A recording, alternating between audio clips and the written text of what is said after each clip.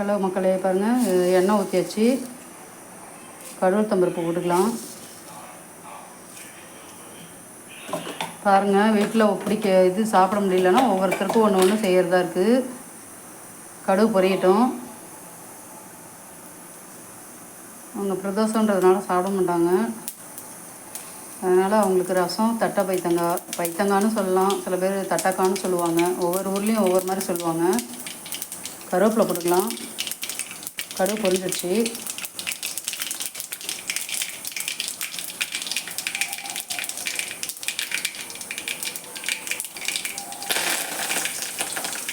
அரிஞ்சு வச்சுருக்க சின்ன வெங்காயம் அரிஞ்சு வச்சுருக்கேன் பாருங்கள், பொடியாக அதையும் போட்டுக்கலாம். நல்லா வணக்கி விடுங்க.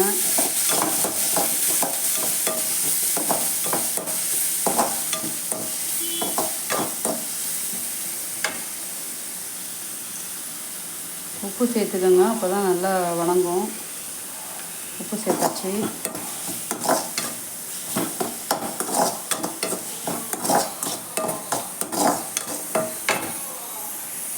எங்கள் ஊரில் கறியே வேவாதுங்க, நல்லாவே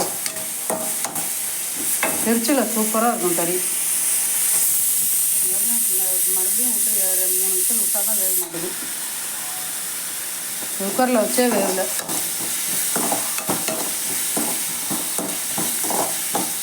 குழம்பெல்லாம் நல்லா பக்குவமாக நல்லா கரெக்டாக வச்சுருக்கேன். எல்லாமே உப்பு, புளி, உப்பு, காரம் எல்லாமே பாருங்கள். இதோடையே என்ன பண்ணணும்னா தக்காளி சேர்த்துக்கணும்.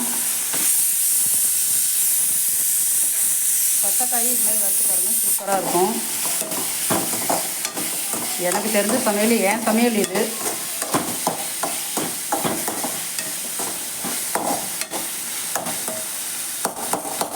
தக்காளிலாம் இப்போல்லாம் ரொம்ப மொத்தமாக இருக்குங்க. பாருங்கள், நல்லா வணங்கவே மாட்டேங்குது. உடைச்சா கூட கையை வச்சு கரைச்சா ரசத்துக்குலாம் கரையவே மாட்டேங்குது. பாருங்கள், நல்லா வணக்கிக்கணும். நல்லா வணங்கட்டும். மஞ்சள் போட்டுக்கலாம்.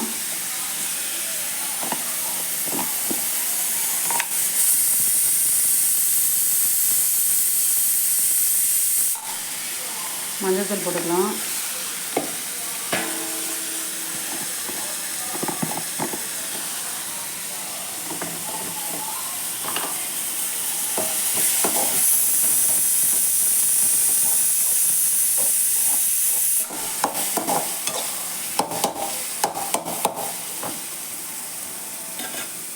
ஒரு நிமிஷம் நல்லா வணங்கட்டும் வெங்காயம் தக்காளி.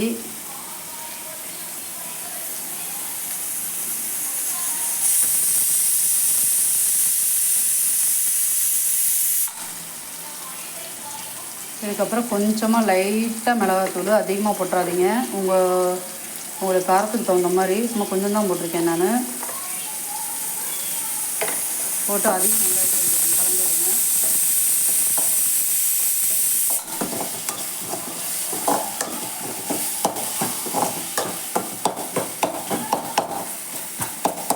பாருங்க, நல்லா வணங்கிடுச்சு தக்காளி. பாருங்க, சூப்பராக வந்துடுச்சு. எண்ணெயே பிரிஞ்சு வந்துடுச்சு. அடுத்து காய் சேர்த்துக்குவோம். இங்கே பாருங்கள், தட்டங்காயை இப்படி அரிஞ்சு வச்சுருக்கேன். இதையும் நல்லா கிளறி விட்டுக்குவோம்.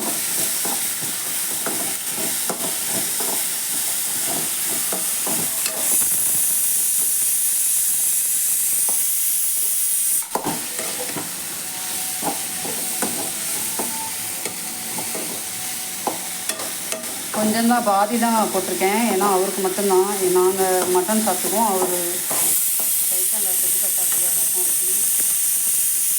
அதிகமாகலாம் செஞ்சாலும் வீணாக தான் போகுது.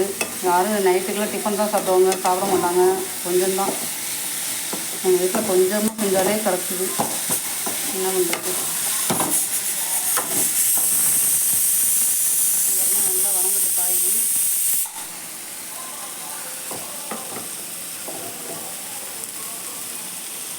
சிம்மில் வச்சுக்கோங்க. நல்லா வணங்கட்டும்.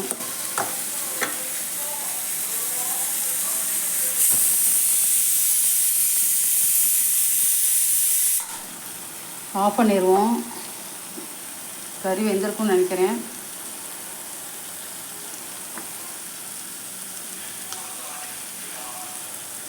இது வந்து வெறும் மிளகாத்தூள் போட்டு கொஞ்சோண்டு தண்ணி ஊற்றி சிம்மில் வச்சு காற்று போகாமல் தண்ணி வடசட்டியை மூடி வச்சிட்டிங்கனாக்கா சுக்காவாக வெந்துடும். இல்லை அப்படின்னு நமக்கு திக்காக கிரேவி மாதிரி வேணும்னா கொஞ்சம் தேங்காய் ஊற்றிக்கலாம்.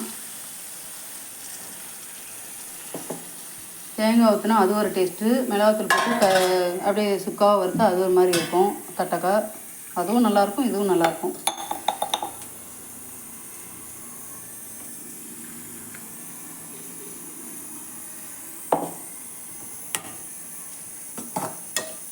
பாருங்கள், எல்லாம் கிளறி விடுங்க.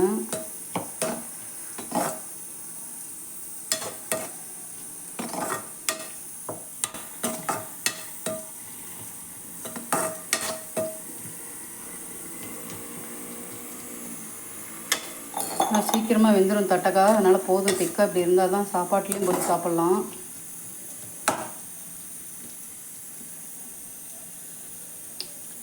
உப்பு பத்தலை, உப்பு போட்டுக்கலாம். கொஞ்சமாகவே போட்டுக்கோங்க, அதிகமாக போட்டுறாதீங்க. ஏன்னா வாய்ஸ் உள்ளேயே போகுது, வேகனா வரமாட்டேங்குது பேச்சு.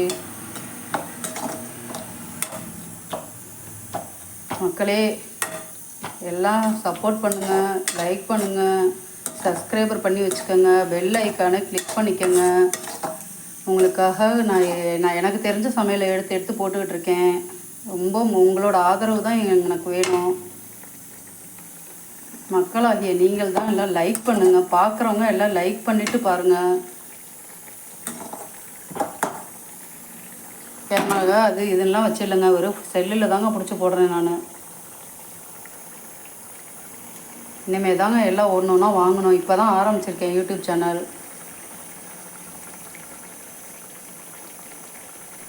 சிம்மில் வச்சுருங்க, அது படுக்கு நல்லா வேகட்டும். நல்லா தண்ணி சுண்டட்டும். அது வரைக்கும் வெயிட் பண்ணுவோம்.